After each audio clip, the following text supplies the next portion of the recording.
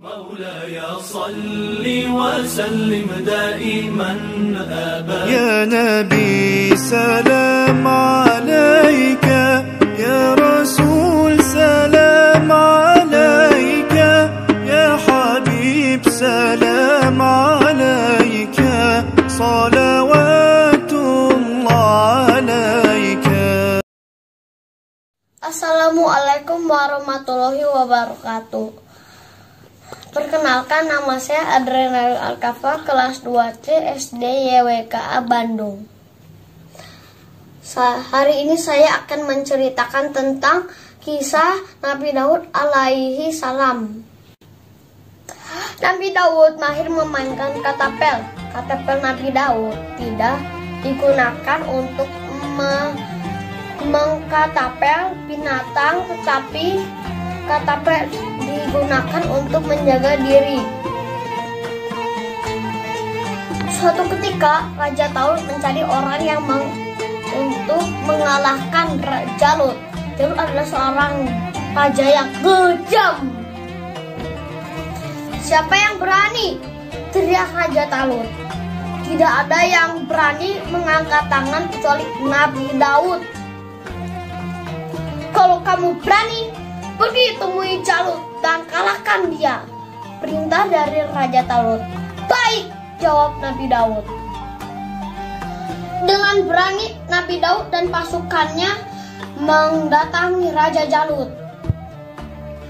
Hai Jalut, lawan aku, teriak Nabi Daud. Raja Jalut marah ditantang seperti itu. Kemudian Nabi Daud dengan cepat menarik katapel yang telah dibeli batu. Peletak! Waktu itu mengenai pelipis Raja Jalut hingga jatuh. Raja Jalut pun kalah. Hikmah dari cerita ini adalah Nabi Daud alaihi salam adalah seorang pemberani. Jadi kita sebagai umat muslim harus mencontoh Nabi Daud alaihi salam. Kita harus menjadi seorang yang pemberani. Sekian kisah Nabi Daud alaihi salam. Sampai jumpa lagi dengan Adrenalin. Wassalamualaikum warahmatullahi wabarakatuh.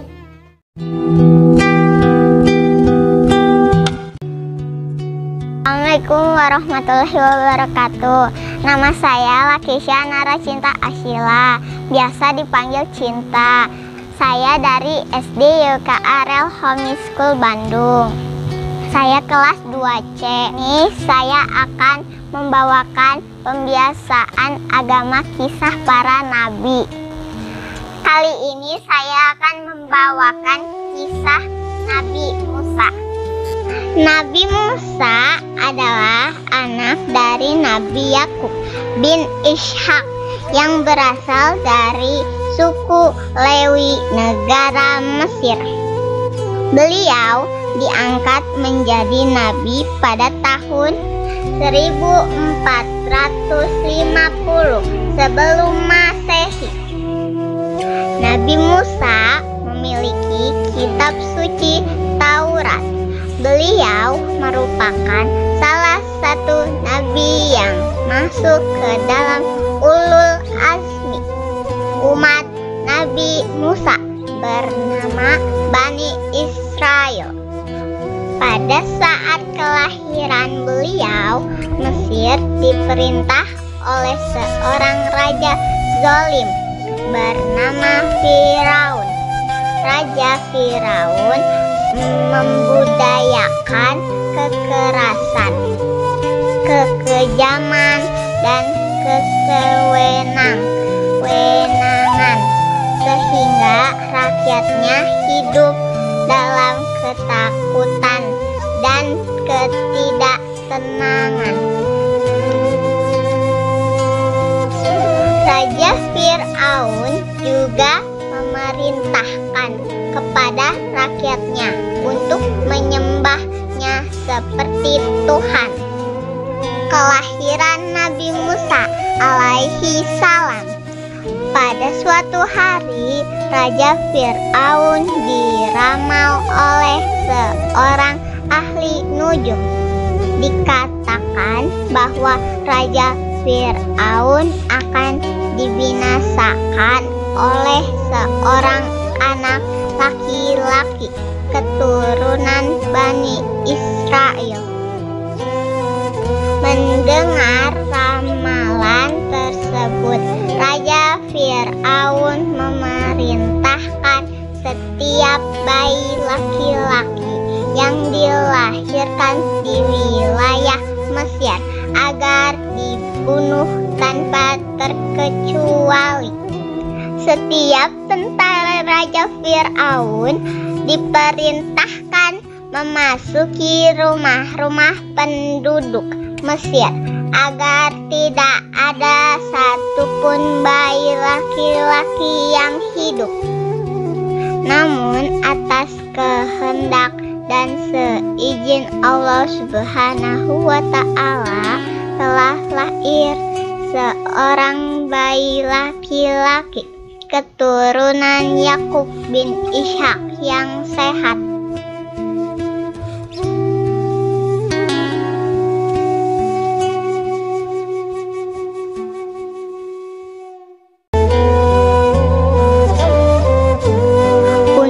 Menghindarkan dari kejaran tentara Raja Fir'aun, bayi Nabi Musa dihanyutkan ke Sungai Nil. Bayi beliau ditemukan oleh Aisyah, istri dari Raja Fir'aun itu sendiri.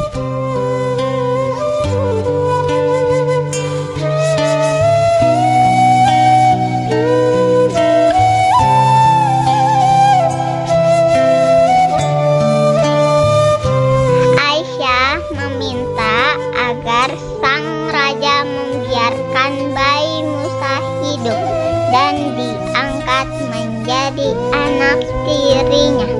Bahkan yang memberi nama bayi tersebut Musa adalah keluarga Fir'aun sendiri.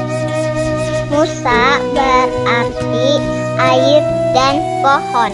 Beliau dididik sebagaimana anak-anak Raja Fir'aun yang lainnya tanpa perbedaan.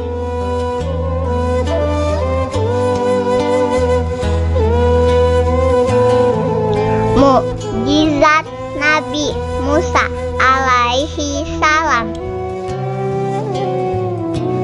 Saat sudah dewasa, Nabi Musa dikaruniai kecerdasan dan kesempurnaan jasmani oleh Allah Subhanahu wa Ta'ala.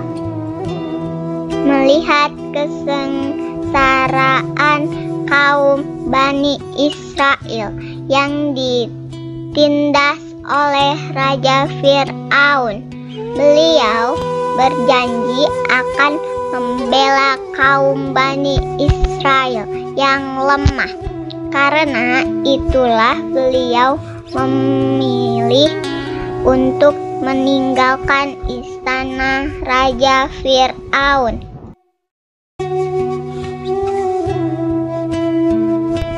10 tahun Nabi Musa keluar dari Mesir setelah beristri Safura, anak dari Nabi Syuaib.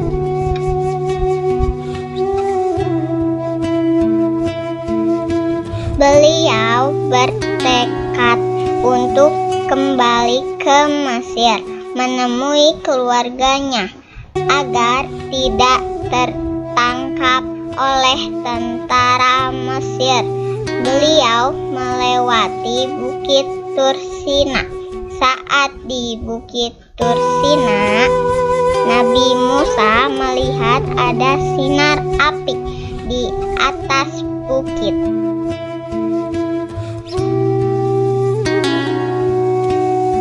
Saat beliau mendekati api tersebut, terdengar suara seruan yang mengatakan bahwa tiada Tuhan selain Allah. Di Bukit Sina, beliau menerima wahyu pertamanya. Di bukit tersebut Allah Subhanahu wa Ta'ala juga memberikan mukjizat kenabian.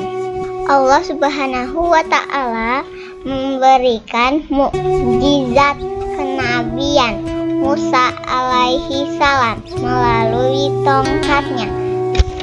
Saat diletakkan ke tanah, tongkat tersebut berubah menjadi ular besar. Ketika diambil oleh Nabi Musa, tongkat itu kembali berubah menjadi tongkat biasa. Nabi Musa juga memiliki mukjizat dapat menyembuhkan orang sakit. Kedua mukjizat yang dimilikinya tersebut digunakan untuk membantu kaum tertindas. Sesampainya di Mesir, beliau diperintahkan oleh Allah agar mendakwah dan membawa umat Fir'aun ke jalan yang benar, menyembah Allah Subhanahu wa Ta'ala. Kemudian beliau menemui Fir'aun dan berdakwah kepadanya bahwa apa yang telah dilakukan oleh Fir'aun menyiksa Bani Israel adalah sebuah kejahatan. Selain itu, beliau juga mengingatkan Raja Fir'aun agar kembali ke jalan Allah untuk segera bertobat dan meminta ampunan. Sayangnya, Raja Fir'aun menolak. Dia malah semakin murka kepada Nabi Musa.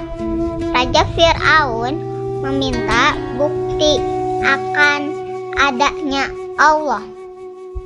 Beliau lalu menunjukkan mukjizatnya.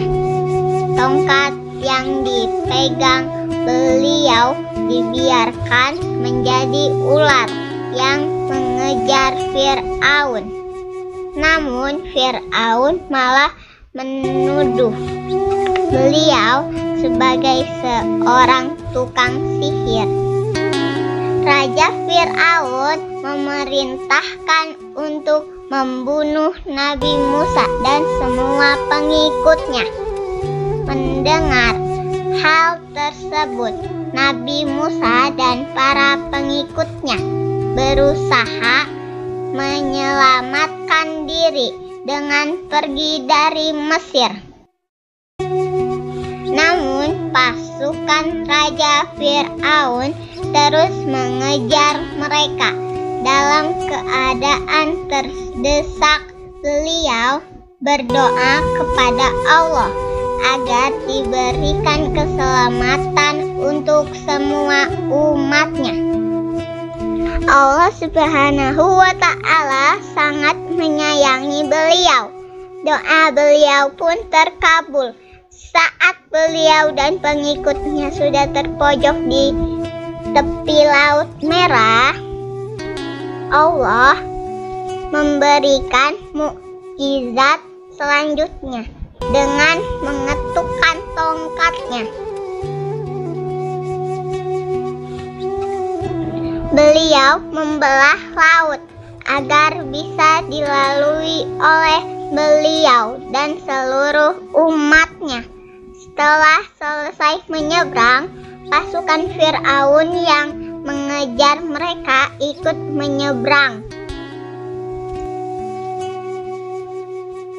Atas perlindungan Allah Subhanahu wa Ta'ala, tongkat beliau pun mengetuk kembali Laut Merah. Kemudian tertutuplah kembali laut itu.